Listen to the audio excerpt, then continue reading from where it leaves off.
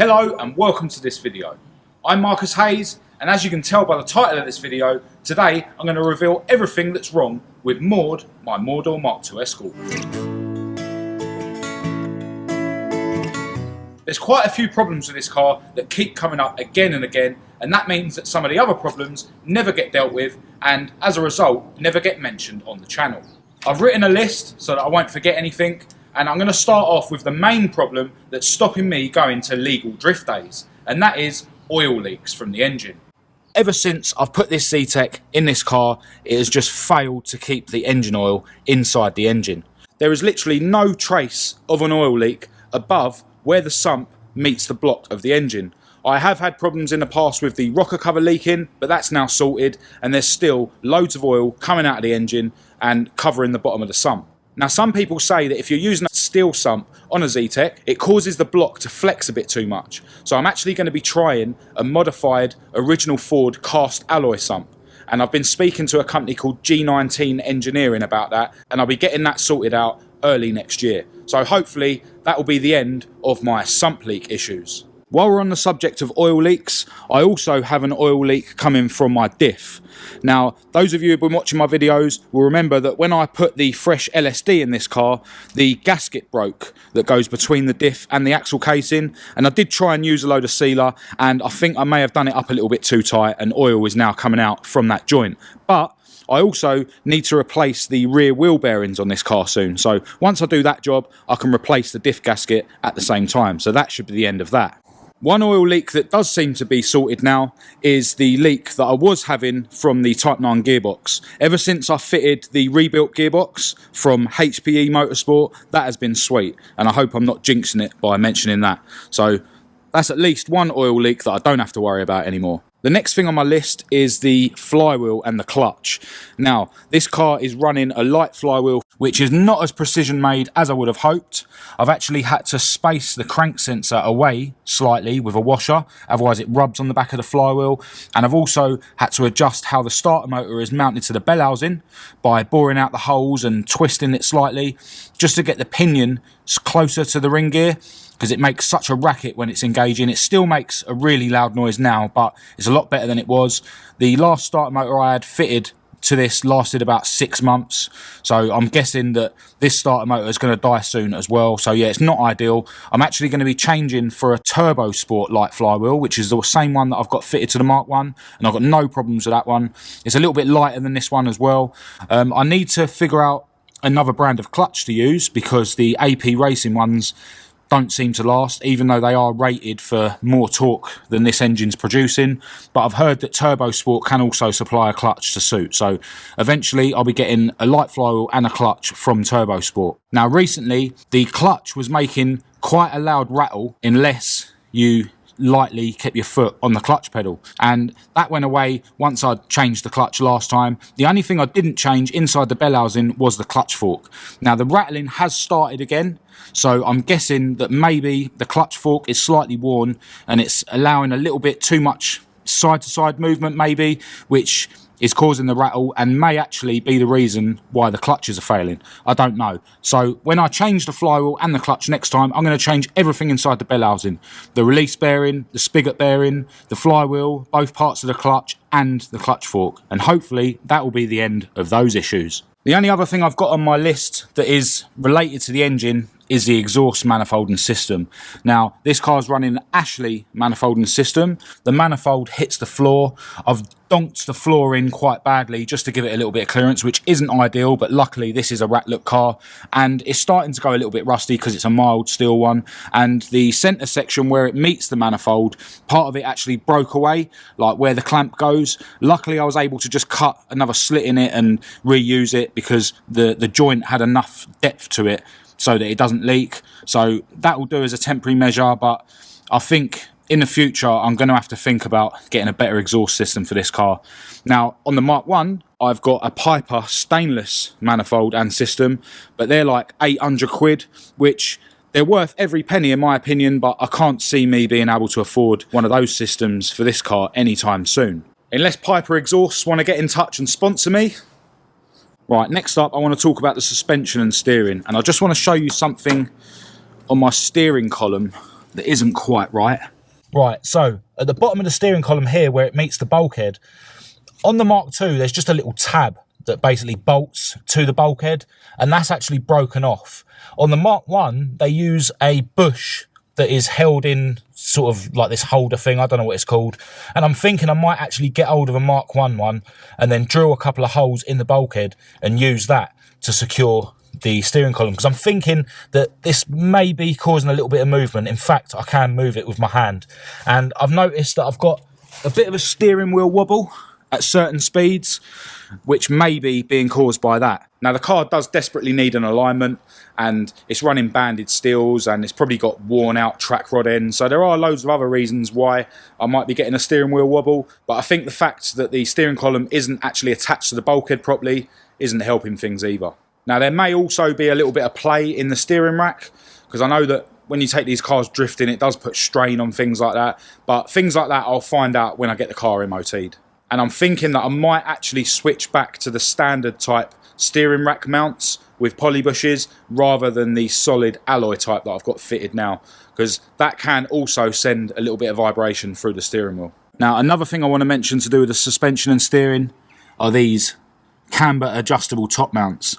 Now, I bought these on eBay. They're the cheapest adjustable top mounts you can get, and I regret buying them. I should have put my hand in my pocket and spent a bit more and got some decent ones.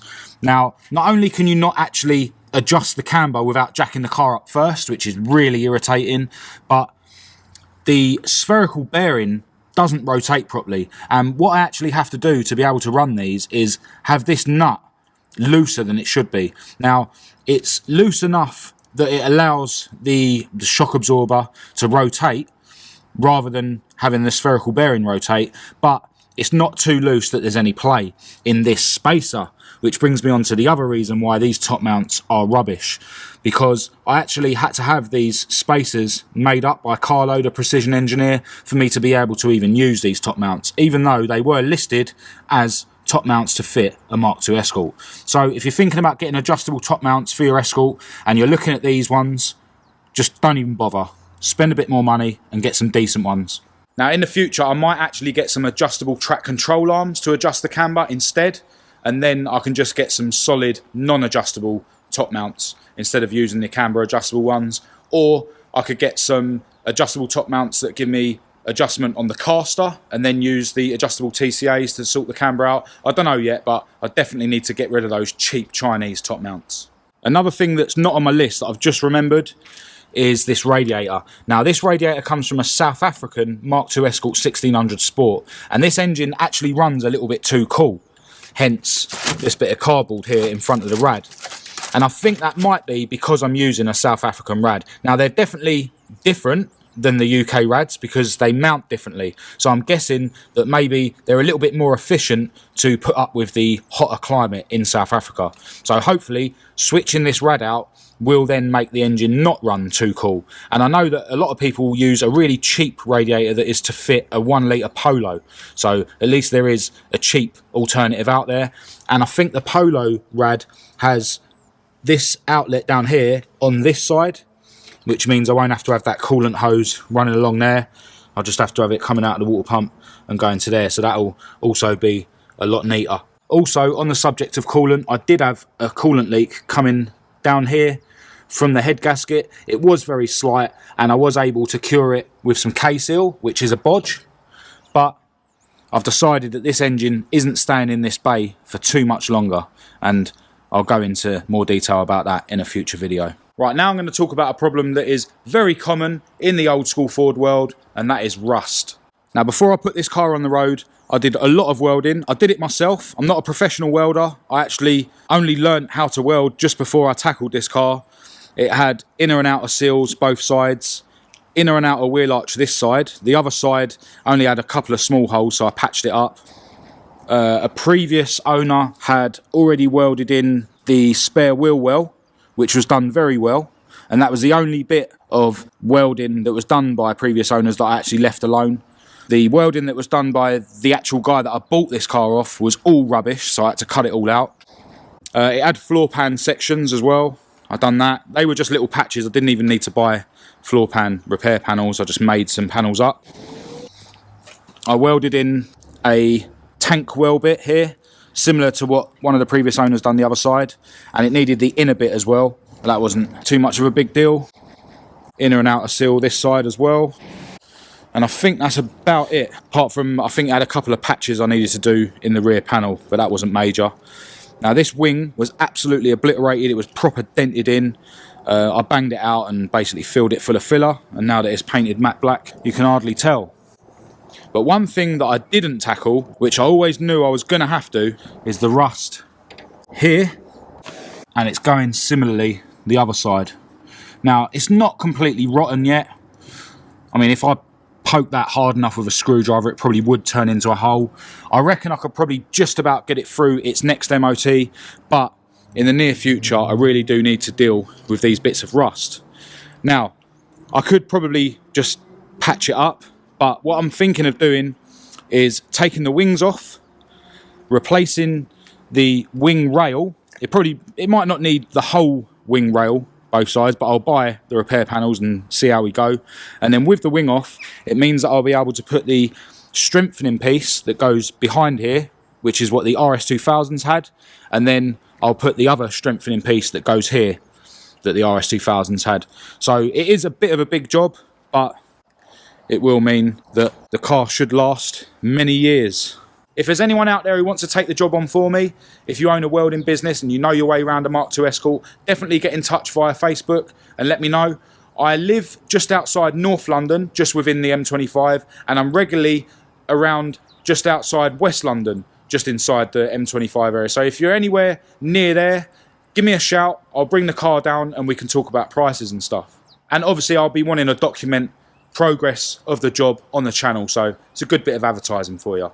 But I will stress, I'm not expecting a freebie. Now, because this car is painted matte black, it means that it's not protected from the weather as good as it would be if it had a proper paint job. So, you know, generally the body is starting to come back up with surface rust here and there, which I'll be dealing with in due course. It's just a case of grinding the rust away with a wire brush on a drill and then touching up the paint.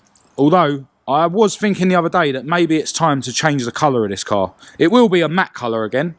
You know, it is a Ratlet car after all, but maybe I should change from black. If you've got any ideas of what colour I should paint it, if I do decide to change the colour, let me know in the comments. Right, so that pretty much sums up all the major problems with the car, and I'll obviously keep you posted as and when I start fixing things.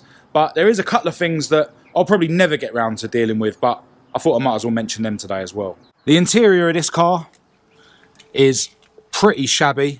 I've always fancied fitting a set of alloy door cards with some like aftermarket door handles and stuff, because these standard door cards are pretty worn. All this chrome's wearing away. It does add to the rat look, but yeah, maybe one day I'll get some alloy door cards for it. And I think I need to get myself a rally style alloy switch panel in the centre here as well, similar to what I've got fitted to the Mark 1. And this steering wheel is starting to get a little bit worn, but this is a £35 steering wheel from McGill Motorsport. Super strong, handles all the abuse, much better than any other steering wheel that I've used. So yeah, it's still serving its purpose, but maybe that'll get replaced soon as well. Right, so I think that covers everything in terms of what's wrong with Maude. I have now decided not to bother tuning the Mark 1 or putting her on the road until next year, which should give me plenty of time to deal with Maude's issues through the winter. Me and my girlfriend Kat are now going to her parents for some grub, which is always top notch considering her brother and her dad are professional chefs. So I'm going to end this video here. If you did think it was any good, please do give it a thumbs up and a share. If you thought it was rubbish, give it a thumbs down. Click subscribe and activate the notification bell to be kept right up to date with any other videos that I post in the future. Make sure you check out my Facebook and my Instagram, and I'll leave the links you need for that in the description as well. Until next time, from me and Kat, thanks for watching.